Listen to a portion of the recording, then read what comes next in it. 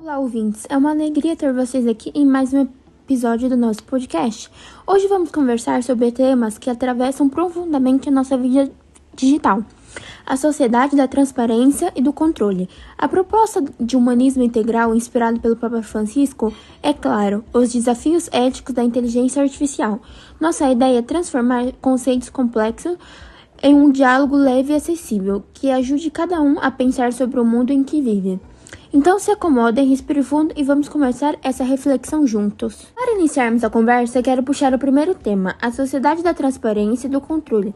Este é um ponto central da obra de Byung-Chul Han, que ajuda a entender como a exposição constante influencia nossos sentimentos, relações e até nosso comportamento social. Quero ouvir de vocês, como essa transparência forçada aparece no nosso dia a dia digital?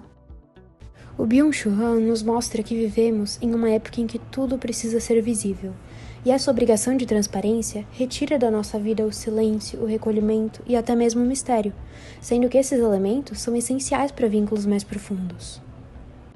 Ele também destaca que essa transparência tornou-se uma forma de controle. Não é mais uma vigilância externa, mas um autocontrole constante, como se estivéssemos permanentemente sendo observados, mesmo quando não estamos. Exatamente. As redes sociais reforçam esse processo. Elas transformam cada momento em conteúdo potencial. A validação passa por números, por exemplo, curtidas, seguidores, visualizações. Isso cria um ciclo de dependência emocional difícil de romper. Bom, essa exposição exagerada cansa muito, de verdade. A gente se sente obrigado a estar sempre bem e sempre animado Isso às vezes cansa muito. E a vida vira uma apresentação, não algo vivido de verdade, né?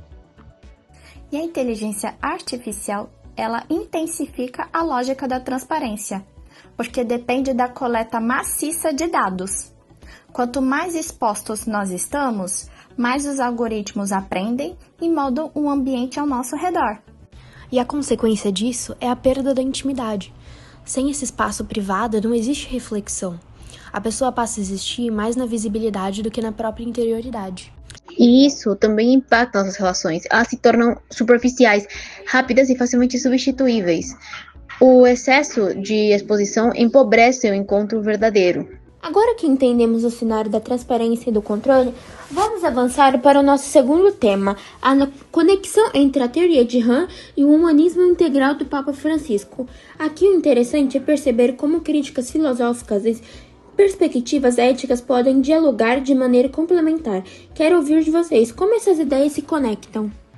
Já imersando no conteúdo, Han descreve os sintomas de uma sociedade que adoece pela exaustão emocional e pela competitividade permanente. Ele denuncia a falta de descanso, de pausa, de acolhimento, fundamentais para a saúde emocional.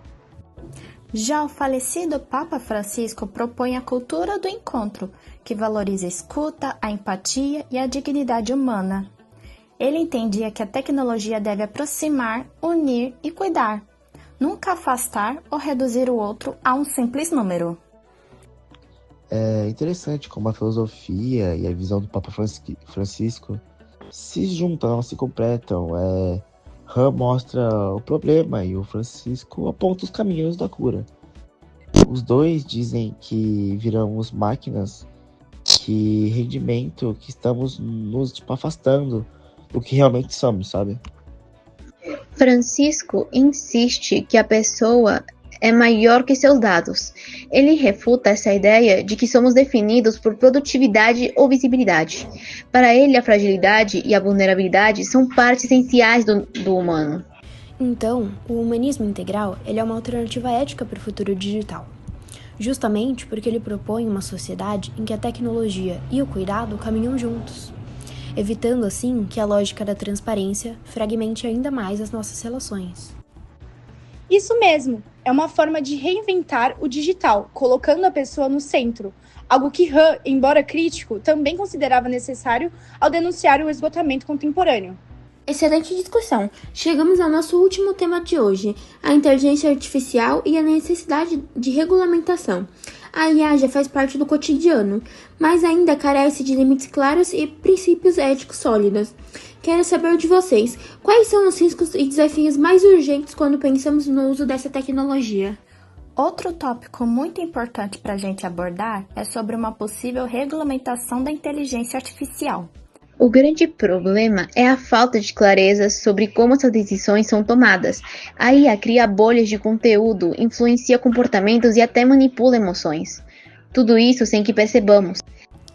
E isso coloca em risco a nossa autonomia, porque a gente acha que está escolhendo livremente, mas muitas vezes a gente está apenas reagindo a estímulos que foram cuidadosamente calculados para capturar nossa atenção. A inteligência artificial pode aumentar desigualdades porque elas repetem preconceitos que já existem nos dados. Isso afeta as chances de emprego e decisões de justiça ou até escolhas de política, né? Por isso, é fundamental criar um marco regulatório da IA no Brasil. Hoje temos, por exemplo, a Lei Geral de Proteção de Dados Pessoais e o Marco Civil, mas nenhum deles trata de maneira direta os riscos específicos da inteligência artificial. E nós precisamos sim de leis que garantam a transparência algorítmica, direitos de contestação, ou seja, direitos de resposta, nossa, prevenção de qualquer tipo de discriminação e proteção até mesmo contra a manipulação política que a IA faz. Sem isso, a inteligência artificial se torna uma ameaça real à democracia brasileira e até mesmo de forma global. Essa regulação dialoga com o humanismo integral e garantir que a tecnologia sirva ao ser humano e não ao contrário.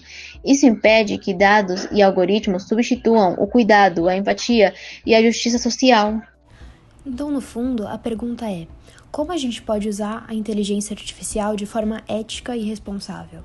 E a resposta dessa pergunta sempre passa por limites claros, que são a responsabilidade e a defesa da dignidade humana. Então eu acho bem interessante a gente falar sobre a inteligência artificial pode aumentar essas desigualdades. Temos que deixar em claro que o digital não substitui o humano. A tecnologia evolui numa velocidade impressionante, mas nós continuamos sendo humanos, com emoções, fragilidades e necessidades que nenhum algoritmo consegue substituir. Então, é essencial que a gente use o digital como ponte, não como muro. Que a gente se permita pausar, sentir e realmente se conectar um com o outro. No fim das contas, é isso que sustenta qualquer sociedade saudável. E claro, para completar tudo que falamos até agora, eu acho válido fazer uma breve reflexão. Sabe, quando a gente olha para a nossa vida digital, hoje parece que tudo virou exposição. Como diz Byung-Chul Han, vivemos numa sociedade da transparência. Tudo tem que ser mostrado, compartilhado e validado. E essa pressão constante acaba nos deixando exaustos, porque a vida vira performance, não experiência. E aí que entra o diálogo com o humanismo integral do Papa Francisco. Enquanto Han mostra o adoecimento causado por essa hiperexposição, Francisco lembra que a gente vale mais do que nossos dados e números. Ele propõe a cultura do encontro. É quando escutamos, cuidamos e criamos um vínculo real. É quase como se Han apontasse a ferida e o Francisco mostrasse um caminho de cura. E para fechar nossa conversa de hoje, fica um convite, que possamos reaprender a habitar o digital com mais calma, mais discernimento e mais profundidade. A tecnologia continuará evoluindo, isso é certo, mas cabe a nós a garantir que ela evolua junto com nossos valores e não a revelia deles, que cada clique, cada compartilhamento e cada silêncio sejam escolhas conscientes e não respostas automáticas a um sistema que nos quer sempre acelerados, que nunca esquecemos que por trás de cada tela existe um ser humano e por nós, que vale a pena repensar o rumo das nossas tecnologias. E diálogo rico, hein? Fizemos reflexões profundas sobre transparência, humanismo e inteligência artificial. Agradeço aos nossos convidados e a você, ouvinte, que nos acompanhou até aqui. Que essa conversa inspire novas perguntas e, principalmente, novas formas de viver o digital com consciência, cuidado e humanidade. Até o próximo episódio.